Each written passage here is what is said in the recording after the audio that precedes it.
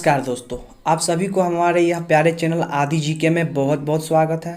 मैं आशा करता हूँ कि आप लोग हमारे इस वीडियो को शुरू से लास्ट तक ज़रूर देखिएगा और साथ ही साथ ये भी आशा करता हूँ कि हमारे इस वीडियो से आपको कुछ ज्ञान अर्जित हो। ज्ञान का उद्देश्य ये नहीं होता कि ज्ञान हासिल करके कुछ आमदनी ही की जाए। ज्ञान का उद्देश्य ये होता है कि आप किसी भी क्षेत्र में उन्नति और विकास अच्छी तरह से कर पाए। आई होप हमारी बात आपको समझ में आ गई हो। हम में से सभी व्यक्ति हिस्ट्री से थोड़ी बहुत परिचित अवश्य होंगे। यदि आप नहीं होंगे या बहुत कम होंगे तो कृपया आप हमारे साथ बने रहें, क्योंकि इस वीडियो के माध्यम से आपको हम प्राचीन भारत के हर एक छोटे बड़े टॉपिक की चर्चा विस्तार से करने वाले हैं। तो गाइज, अगर आपने अभी तक हमारे चैनल को सब्सक्राइब नहीं किए हैं तो प्लीज़ कर लीजिएगा, ताकि जब भी हम नए वीडियो को अपलोड करें तो आपको पता चलते रहे और साथ ही साथ मुझे भी काफ़ी अच्छा लगेगा कि मेरा मेहनत जायज़ है। अगर आप नहीं करते हैं सब्सक्राइब तो कोई बात नहीं, क्योंकि अमिताभ बच्चन जी के पिता श्री हरिवंश राय बच्चन जी का कहना है, लहरों से डरकर नौका पार नहीं होती और कोशिश करने वालों की कभी हार नहीं होती है। तो गाइस, चलते हैं हम आज के टॉपिक प्राचीन भारत पर चर्चा करते हैं हर एक छोटे बड़े पॉइंट को। हिस्ट्री के पितामह हेरोडोटस को हमारी तरफ से सादरणीय प्रणाम।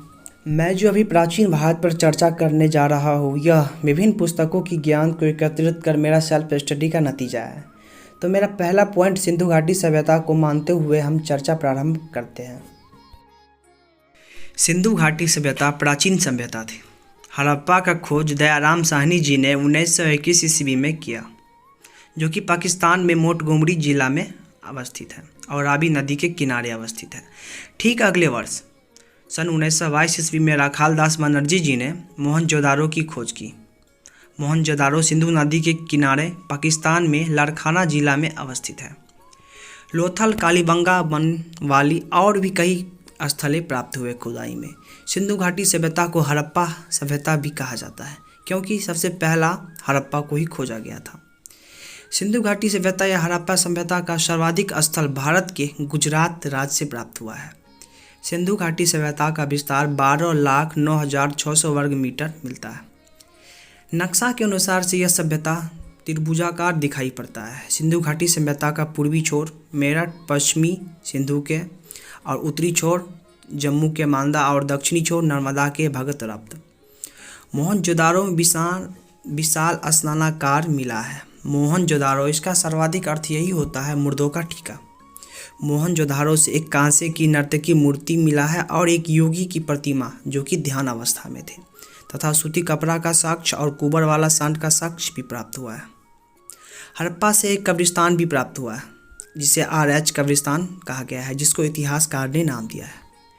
लोथल, यह गुजरात में भोगवा नदी के किनारे अवस्थित है। लोथल में चावल के साक्ष्य मिला है। इसका तात्पर्य ये होता है उस समय में धान की खेती होती थी। हाथी के दांत के बने स्केल प्राप्त हुआ है। कालीबंगा, इसका अर्थ होता है हाथों की चूड़ी। कालीबंगा में नक्शीदार ईंट का साक्ष्य भी मिला है। और पाकिस्तान के सिंधु नदी के किनारे चुंदरों से लिपस्टिक का साक्ष्य मिला है। इसका तात्पर्य यही होता है कि उस समय के व्यक्ति सजने समझने पर भी फोकस किया करते थे। तो अब हम सिंधु घाटी की विशेषता के बारे में चर्चा करते हैं। सिंधु घाटी सभ्यता शहरी सभ्यता थी। सिंधु घाटी सभ्यता मातृसत्तात्मक थी। कमरा गोलाकार तथा आयताकार हुआ करते थे उस समय में, और बीच में आंगन हुआ करता था। रसोई घर तथा स्नानागार मकान के अंदर ही रहा करते थे। प्रत्येक घर में नाला बना हुआ रहता था। प्रत्येक घर का दरवाज़ा मेन गेट की तरफ ना होके पीछे की तरफ खुला करता था, और खिड़कियां काफ़ी ऊंची हुआ करती थी। वहां पर सड़क समानांतर होती थी, एक दूसरे को समकोण पे काटती थी। सड़क पे मानस मुख बने हुए रहते थे। साथ ही साथ किनारा में नाला का भी व्यवस्था किया गया था। वहाँ पर कृषि प्रधान अर्थव्यवस्था थी। व्यापार वाणिज्य पर आधारित अर्थव्यवस्था थी। वहाँ पर राजा नहीं हुआ करते थे। लोग की आर्थिक स्थिति अच्छी थी, और सिंधु घाटी की सभ्यता के लोग सब मंदिर निर्माण की कला से प्रचलित नहीं थे। प्राकृतिक पूजा ही प्रचलित थी उस समय में। एक प्रतिमा थी जिसके गर्भ से एक पेड़ उगाई प्रतीत होती थी, जिसे मातृ देवी कहा जाता था। विशेषकर उनको पूजा जाता था, जो कि मोहनजोदारो से प्राप्त हुआ था। प्राकृतिक पूजा में धरती, आकाश, सूरज, चंद्रमा की पूजा की जाती थी। कुबर वाला सांड को विशेष रूप से पूजा जाता था। हड़प्पाई लिपि अब तक पढ़ा नहीं गया है। यह लिपि चित्राक्षर लिपि है। 64 मूल चिन्ह तथा सबसे बड़ा शब्द 17 वर्ण का था। इतिहासकार का मानना है कि यह लिपि दाएं से बाएं लिखा जाता है। खाना में ये लोग सामान्य मीट मछली भी खाया करते थे। सौंदर्य प्रेमी भी थी, सजते संवरते थे। उस समय 3 प्रकार की शवदाह यानी दाह संस्कार किया जाता था। कब्र में दफना देना, शवदाह करना, आंशिक शवदाह करना। ये सबसे प्रचलित थी आंशिक शवदाह करना। सिंधु घाटी सभ्यता या हड़प्पा सभ्यता का समाप्ति का कारण बाढ़ आने का कारण है। इतिहासकारों में अभी मतभेद है, क्योंकि यह कन्फर्म नहीं हुआ है कि यह बाढ़ आने से ही सिंधु घाटी सभ्यता का विनाश हुआ है। कुछ इतिहासकार का मानना है कि एक भयानक युद्ध के कारण या कोई एक बीमारी के कारण सारे लोग मारे गए, बट अभी यह मतभेद कोई क्लियर नहीं किया है कि आखिर सिंधु घाटी सभ्यता का विनाश हुआ कैसे। वैदिक काल 1500 ईस्वी पूर्व से 600 ईस्वी पूर्व तक मानते हैं। वैदिक काल को 2 भाग में बांटा गया है। ऋग वैदिक काल 1500 ईसा पूर्व से लेकर 1000 ईसा पूर्व तक, उत्तर वैदिक काल 1000 ईस्वी पूर्व से लेकर 600 ईस्वी पूर्व तक। वेद वेद शब्द से बना है, जो कि संस्कृत भाषा का एक शब्द है। वेद का तात्पर्य होता है ज्ञान। वेद 4 प्रकार के होते हैं: ऋग्वेद, सामवेद, यजुर्वेद, अर्थवेद। इन चारों के रचयिता कृष्णदेव पायन वेद व्यास जी थे। ऋग्वेद में देवताओं से संबंधित स्तुति दिया गया है। सामवेद में गायन का जननी भी कहा जाता है एवं गायन की माता भी कह सकते हो आप। यजुर्वेद में कर्म कांड का उल्लेख विस्तार से दिया गया है। अर्थवेद में जादू, टोना, टोटका, इन सब का उल्लेख मिलता है। तो हम आप ऋग्वैदिक काल की ओर चलते हैं।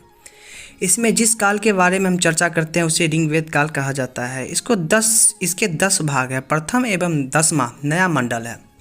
2 से 7 पुराना मंडल है, उसे वंश मंडल भी कहा जाता है। 8वां मंडल बीच का था। ऋग्वेद काल में 1462 ऋचाएँ, इसमें 1028 युक्त है।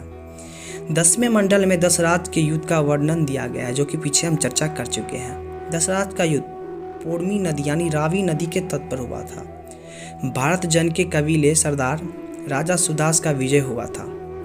भारत जन कबीले के नाम पर ही यह देश भारत नाम से आज भी ख्यात है। ऋग्वैदिक काल में 9वां मंडल में कण्व ऋषि ने सोमपान का वर्णन किया है। ऋग्वेद काल में अनेक प्रकार की नदी का वर्णन मिलता है, जिसमें सबसे ज़्यादा बार सिंधु नदी का वर्णन दिया गया है। जो सबसे पवित्र नदी है वो सरस्वती है। सबसे प्रचलित नदी सिंधु नदी थी। सरस्वती नदी वर्तमान में रेगिस्तान में तिरोहित हो गई है। ऋग्वैदिक काल में गंगा नदी का 1 बार उल्लेख मिलता है। यमुना नदी का 3 बार उल्लेख मिलता है। ऋग्वैदिक काल में वर्तमान में उल्लेखीय नदी का नाम अलग अलग रूप में मिलता है। सुतुंदली का वर्तमान नाम सतलज है, और अस्करनी का वर्तमान नाम चेनाब है, और सदानीरा का गंडक, और पोड़मी का नाम रावी है। ऋग्वैदिक काल की विशेषताएं की चर्चा करते हैं। ऋग्वैदिक कालीन सभ्यता ग्रामीण सभ्यता थी और पितृसत्तात्मक सभ्यता थी। ऋग्वैदिक कालीन में कबीलाई संस्कृति प्रचलित नहीं थी। ऋग्वेद काल में राजा नहीं हुआ करते थे। मुख्य आधार अर्थव्यवस्था या पशुपालन था। गाय की संख्या प्रतिष्ठा का प्रतीक माना जाता था। कहा जाता है कि गायों के लिए उस समय में भयानक से भयानक युद्ध हुआ करते थे। ऋग्वैदिक काल में युद्ध के लिए गविष्ठ शब्द का इस्तेमाल लोग किया करते थे। इस काल में मंदिर निर्माण का उल्लेख नहीं मिलता है। गाय वध करने वाले को ऋग्वैदिक काल में मृत्युदंड की सजा दी जाती थी। गाय माता को अगण्या कहा जाता था। अलग अलग उद्देश्य से अलग अलग देवता को मान्यता प्रदान की जाती थी, जिसमें सबसे प्रचलित इंद्र भगवान था। इंद्र भगवान से संबंधित 250 युक्त मिला है। इंद्र भगवान युद्ध का देवता माने जाते थे और किला अथवा वशीकरण के देवता भी माने जाते थे। अग्नि दूसरे महत्वपूर्ण देवता माने जाते थे। इस पर 200 युक्त प्राप्त हुआ है। अग्नि इस लोक से परलोक के बीच माध्यम की भूमिका निभाता है। धौ आकाश के देवता माने जाते थे। ऋग्वैदिक काल में सबसे पुराने देवता भी माने जाते थे। अश्विन जलवायु, समुद्र, मौसम आदि सारे के देवता ही माने। अदिति उद्यान एवं पतन के देवता। मरुद आंधी तूफान के देवता माने जाते थे। पुरुष शुद्धों के क्षुद्धों के देवता माने जाते थे। जिस कबीले के पास जितने गाय हुआ करती थी वो कबीला उतना शक्तिशाली हुआ करता था। इस काल में 9 प्रकार के अन्न पाए जाते थे, जिसमें गेहूं और जौ मुख्य खाद्य फसल थी। भेड़ बकरी का भी मांस ये लोग खाते थे। चावल के लिए ये लोग बिही शब्द का इस्तेमाल किया करते थे। मीठा के लिए शहद शब्द का इस्तेमाल, और इस समय में सोमपान प्रचलन थी।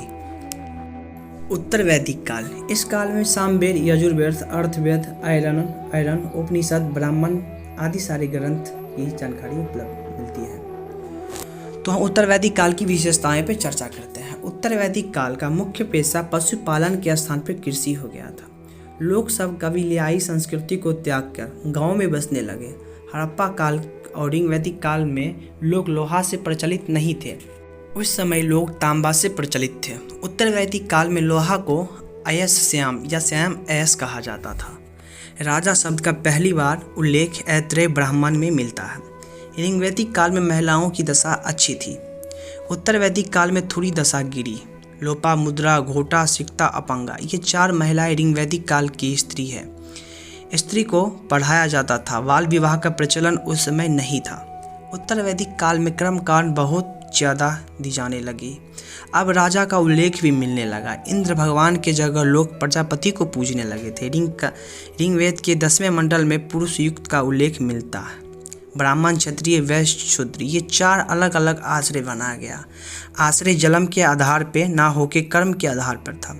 उत्तर वैदिक काल में चारों आश्रम जन्म के आधार पर हो गया था। धार्मिक काल, उत्तर वैदिक काल में पशु बलि ज़्यादा दी जाने लगी। इसके कारण 2 धर्म, विशेषकर अहिंसा के सिद्धांत पे आगे बढ़ा था।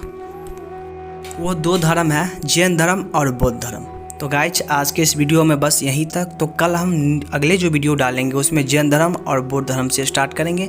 तो मिलते हैं कल, तब तक के लिए बाय। अगर आपने अभी तक भी हमारे चैनल को सब्सक्राइब नहीं किया तो प्लीज़ सब्सक्राइब कर लीजिएगा।